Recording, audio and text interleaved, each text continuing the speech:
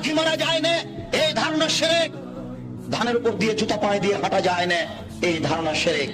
হাত থেকে গ্লাস পড়ে গেলে কুটুম্ব আসতে পারে, এই ধারণা শিরক। ঘরের উপরে কাক ডাকছে কেউ আসতে পারে, এই ধারণা শিরক। তুলসীর গাছ উঠিয়ে ফেললে বা তুলসীর গাছ ভেঙে ফেললে বা তাতে লাথি মারলে ক্ষতি হতে পারে, এই ধারণা শিরক। এমন দুনিয়াতে কাজ ও কর্ম আছে যেগুলি করলে এই হতে পারে, এই হতে পারে, এরকম নামে যত মন্তব্য আছে এইগুলি সব শিরকের অন্তর্ভুক্ত। সাবধান থাকুন। রাসূল সাল্লাল্লাহু আলাইহি সাল্লামের ভাষায় বোঝা যাচ্ছে ছবি ও মূর্তি হচ্ছে শিরকের উৎস। আল্লাহ রাসূলের কথাই বোঝা যাচ্ছে ছবি ও মূর্তি হচ্ছে শিরকের উৎস।